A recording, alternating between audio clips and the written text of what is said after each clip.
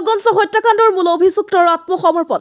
গোলকগঞ্জৰ নিৰ্মম হত্যাকাণ্ডৰ মূল অভিযুক্তৰ আত্মসমৰ্পণ উত্তৰ ৰায়পুৰ প্ৰথম খণ্ড গাঁৱৰ ছয়ুদ্দিন শ্বেখ আৰক্ষীৰ অভিযানত বাধ্যত পৰি গোলকগঞ্জ থানাত কৰে আত্মসমৰ্পণ। 20 ফেব্ৰুৱাৰী নিশা লাওখোৱা কুটিৰ জগদীশ চন্দ্ৰ বৰ্মনক চোৰৰ সন্দেহত অমানসিক নিৰ্যাতন চলাইছিল উত্তৰ ৰায়পুৰ প্ৰথম খণ্ড গাঁৱৰ একাংশ উদণ্ডই।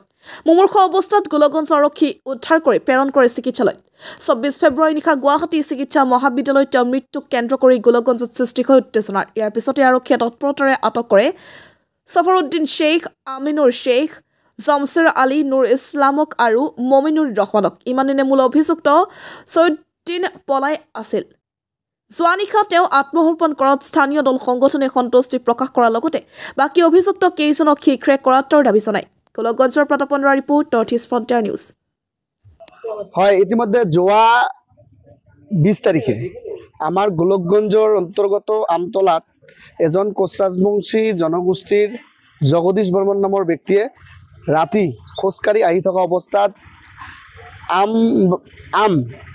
আমতলা নামৰ এটা জাগা আছে। এই জাগাখিনিতে তেওঁক ৰাতি চোৰৰ সন্দেহত তাক মৰ্মান্তিকভাৱে যি আক্ৰমণ কৰি নিৰ্যাতন কৰাৰ পিছত GMCHত গুৱাহাটীত ভৰ্তি হয় আৰু 24 তাৰিখে মৃত্যু হয়। মৃত্যু হোৱাৰ পিছত ইতিমধ্যে আমি বিভিন্ন প্ৰবল আজি বজৰং দল বা আক্ৰাসুৱে আমি বিভিন্ন ধৰণৰ দাবী উত্থাপন কৰিছিলোঁ বা আন্দোলনৰ কাৰ্যসূচী ঘোষণা কৰিছিলোঁ, থানা ঘেৰাও কৰিছিলোঁ আৰু এই দাবীৰ ফলত 5জনকৈ আসামীক ইতিমধ্যে গ্ৰেপ্তাৰ কৰি জেল হাজতলৈ প্ৰেৰণ কৰিছে আৰু তাৰে কিছুমান আসামী ইতিমধ্যে বাকী আছে। তাৰে যোৱাকালি ইতিমধ্যে আমাৰ CI ছাৰৰ নেতৃত্বত গোলকগঞ্জৰ CI ছাৰৰ চক্ৰ পৰিদৰ্শকৰ আৰু গোলকগঞ্জ ভাৰপ্ৰাপ্ত বিষয়া দেৱজিৎ কলিতাৰ নেতৃত্বত ছয়ুদ্দিন নামৰ ব্যক্তিজনক গ্ৰেপ্তাৰ কৰি ইতিমধ্যে ৰাখিছে। হয়তো পৰৱৰ্তী সময়ত জেল হাজতলৈ প্ৰেৰণ কৰিব।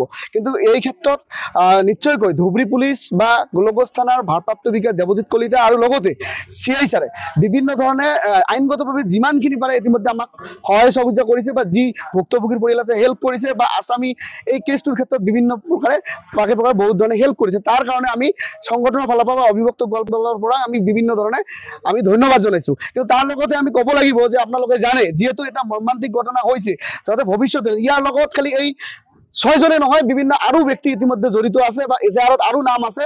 গতিকে এই সকলোকে কিন্তু অতি শীঘ্ৰে গ্ৰেপ্তাৰ কৰি জেল হাজতলৈ প্ৰেৰণ কৰিবলৈ আমি অভিভুক্ত গোৱালপাৰা আক্ৰাসুৱে দাবী জনাইছোঁ। অন্যথাই কিন্তু আমি পৰৱৰ্তী সময়তে কিন্তু গণতান্ত্ৰিক আন্দোলনৰ কাৰ্যসূচী হাতত ল'বলৈ বাধ্য হ'ম। এই কথাটো আমাৰ ধুবুৰী জিলাৰ SP মহোদয় বা ধুবুৰী পুলিচ লগতে গোলকগঞ্জৰ ভাৰপ্ৰাপ্ত মন্ত্ৰী দেৱজিৎ কলিতা আৰু আমাৰ যি চক্ৰ পৰিদৰ্শক আছে চক্ৰ পৰিদৰ্শক মহোদয়কো আমি জনাই দিছোঁ।